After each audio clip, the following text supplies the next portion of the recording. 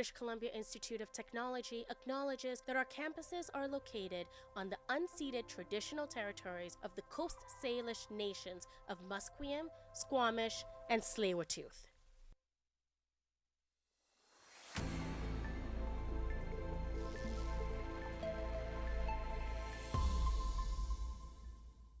Good morning, everybody. I'm your host, James Ngo, and these are your 11:30 news headlines. Vancouver Mayor Kem Sin is expected to make an announcement today at 1 p.m. regarding the future of the police task force. Sim, as well as Vancouver Police Department Chief Steve Rye and Vancouver Fire Chief Karen Fry, will provide an update on what's to come. The task force barrage was announced back in February with $5 million in funding for 6 months. Now that those 6 months have passed, the future of the force will be addressed in this meeting.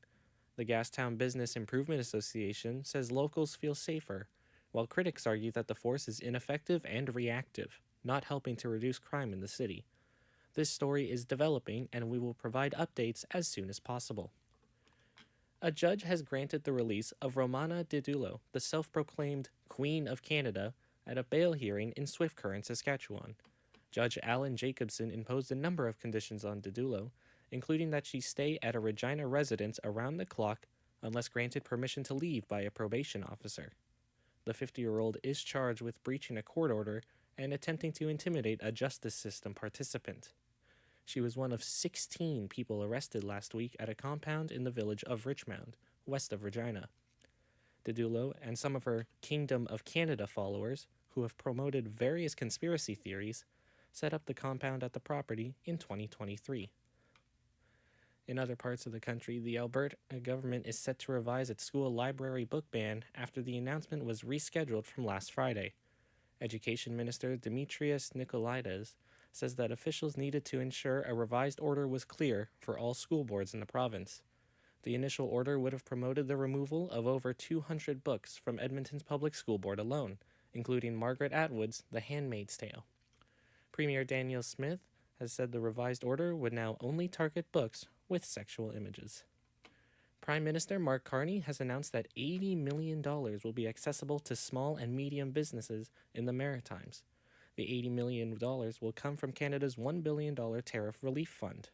Carney says that the fund will assist businesses in diversifying markets and adopting new technologies, and that the government will make sure the relief response is funded properly. What the government is going to do, what we're in the process for the next budget, is focusing on reducing waste, reducing unnecessary federal spending, reducing the duplication in federal spending, becoming more efficient in federal spending, so that we have the room, we have the force to support our businesses so they can invest for the future. Carney adds that Canada's relationship with the U.S. is changing, and that the country can't rely on its most important trading partner the way it once could. In the Middle East, Israeli and Gazan forces exchange attacks today as Trump gives Hamas his last warning regarding a ceasefire. Israel struck yet another high-rise building in Gaza City, claiming that the site was one of Hamas's observation posts that Israel is targeting. Meanwhile, in Jerusalem, Palestinian attackers opened fire at a bus stop, killing 6 and wounding 12 more. Hamas leaders called the attack a natural response to Israeli actions. U.S. President Donald Trump says he has given Hamas his last warning, as Arab officials described a new U.S. ceasefire proposal. As the conflict in Gaza intensifies, the local Indigo bookstores are also facing the political impacts. Our reporter Jonah Jung explains how the situation in Gaza is affecting the Canadian bookstore. This weekend, pro-Palestinian protesters gathered at the local Indigo bookstores in Toronto, Vancouver, and more to protest against Indigo's CEO's support for Israel.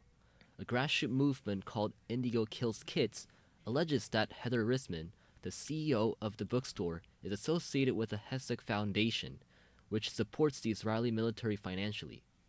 In response to this situation, the local Jewish communities are telling their members to be careful when visiting the local Indigo bookstores. The Jewish Federation of Greater Vancouver has encouraged its members to show support for Indigo and not to engage with the protesters.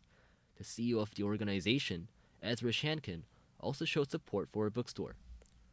For our forecast today, we have some sunlight peeking behind the clouds, and that should remain the case until later today, with a high of 20 degrees hitting around 1 p.m. The night will be somewhat cloudy, continuing tomorrow. That's all for now. Thank you for listening. Once again, I'm James Snow, and you're listening Stay to tuned for BCIT's more The Crow. on BCIT's 1680 The Crow.